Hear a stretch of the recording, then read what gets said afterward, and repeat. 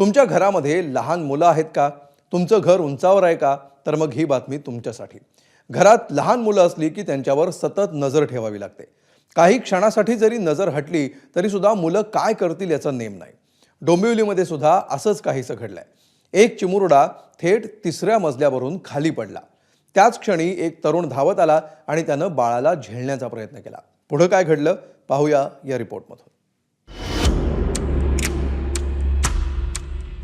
काळजाचा ठोका चुकवणारी ही दृश्य आहेत डोंबिवली पश्चिमेच्या देवीचा पाडा परिसरातील.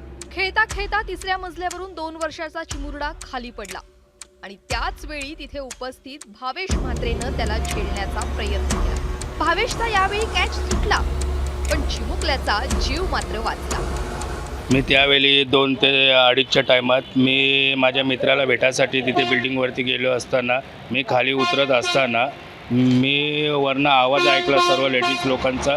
तेव्हा तो मुलगा मला वरनं पडताना दिसत होता आणि मी माझी जीवाची न पर्वा करत समोरच्या माणसांना धक्का मारून माझ्या हातात घेतला. हातातनं तो माझ्या पडला पायावरनं खाली पडला. क्रिकेटमुळे तुम्हाला हा फायदा झाला असं म्हणता येईल का? क्रिकेटच्या मुलं मला भरपूर फायदा होतो आणि क्रिकेट मुलाच मला माहिती होतं मी तिथपर्यंत पोचू शकतो आणि मी त्याला पूर्ण प्रयत्न केला आणि तो यशस्वी झाला माझ्या हातात. चिमुकल्याला वाचवणारा भावेश उत्तम क्रिकेट खेळतो. त्यामुळे जसा बॉल झेलण्यासाठी तो धाव घेतो तोच वेग त्याने या चिमुरड्याला पकडण्यासाठी घेतला. थोडक्यात चिमुरडा हातून निसटला. या घटनेत बाळाच्या हाताला फ्रॅक्चर झालं असून थोडक्यात त्याचा जीव बचावलाय. दरम्यान ही घटना पाहून एक प्रश्न उपस्थित होतो, तो म्हणजे हा चिमुरडा खाली पडलाच कसा? या घरामध्ये काही कलरिंगचं काम सुरू होतं. कलरिंगचं काम सुरू असताना या ठिकाणी काही काळ हे काम बंद असतानाही बाळ या ठिकाणी आलं होतं. खेळत होतं ते बाळ या ठिकाणी. त्यानंतर जर पाहिलं तर हा विंडो या ठिकाणी ही खिडकी आहे ती ओपन होती.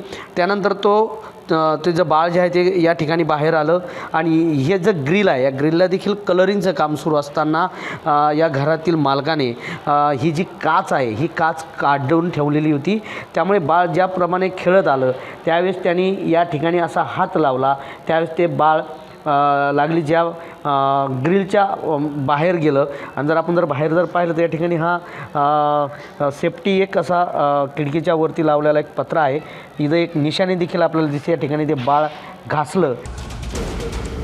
घरात लहान मुलं असली की डोळ्यात तेल घालून त्यांच्याकडे लक्ष द्यावं लागतं. पण एवढी मोठी घटना घडली तेव्हा त्या लहानग्याचे आई वडील कुठे होते? पालक एवढ्या निष्काळजीपणे कसे काय वागतात असेच प्रश्न या निमित्ताने उपस्थित होत आहेत. चिमुकल्याला वाचवणाऱ्या भावेश म्हात्रेचा आदर्श मात्र सर्वांनीच घ्यायला हवा.